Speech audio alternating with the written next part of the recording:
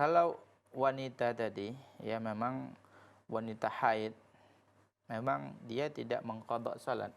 Kecuali kalau seandainya salat tadi, ya dia sucinya pada salah satu waktu salat, ya, yang salat tersebut bisa dijamak dengan salat berikutnya. Contoh, ya, ada seorang wanita haid, kemudian, ya, jam 5 sore, atau kita katakan jam 4.30 sore, dia suci. Habis, bersih. Dicek nggak ada lagi sama sekali, plek-plek juga tidak ada lagi. Kemudian dia mandi. Maka para ulama mengatakan, ini fatwa Syekh Abdul Aziz bin Baz, beliau mengatakan, ya, dan ini juga difatwakan oleh sahabat Rasulullah. Sahabat Rasulullah SAW memfatwakan seperti ini. Ya, jadi dia wajib untuk melakukan 2 salat. Ya, yang pertama adalah salat zuhur, yang kedua salat asar. Ya, dia tadi suci jam 4.30, kemudian dia mandi-mandi, bersuci segala macam, jam 5 selesai dia mandi. Karena salat zuhur dan asar ini bisa dijamak takhir. Jadi maka dia wajib untuk melakukan salat zuhur 4 rakaat dan salat asar 4 rakaat. Jadi 8 rakaat. Inilah yang hanya dikodoknya. Jadi kalau dia suci, ya, di salah satu waktu salat, ya, yang waktu salat ini bisa dijamak dengan salat sebelumnya, maka dia lakukan 2 salat tadi. Contoh berikutnya, ya, kalau seandainya dia suci umpamanya jam 10 malam. Jam 10 malam, yaitu, dan salat isya itu masih ada. Karena menurut pendapat yang rajih, wallahu a'lam, ya, waktu salat isya itu adalah sampai setengah malam, ila nisfil lail. Sampai setengah malam, sekitar jam 12. Jam 10 itu masih ada waktu isya. Nah, jadi ketika dia sholat, dia suci jam 10, kemudian dia beres-beres mandi segala, jam 10.30 dia suci, wajib dia sholat maghrib dan sholat isya. Karena maghrib dan isya itu bisa dijamak takhir.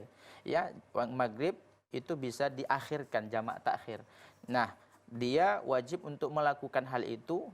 Ini sebagaimana dipatwakan oleh para sahabat Rasulullah SAW. Kenapa? Karena kondisi orang yang seperti ini, orang yang haid seperti ini, dia itu sama dengan orang sakit yang dia tersebut boleh menjamak. Ya kan, haid itu memang darah penyakit. Ya, adapun selain itu, ya, selain itu kalau dia umpamanya suci jam 9 pagi.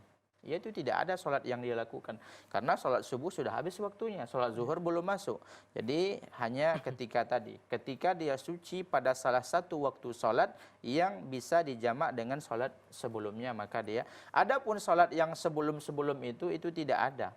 Jadi umpamanya dia haid itu, kebanyakan wanita itu haid 7 hari.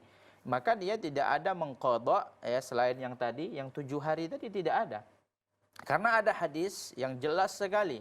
Hadis yang diriwayatkan oleh Imam Bukhari dan Muslim dari jalan Mu'adhah. An Mu'adhah annaha qalat.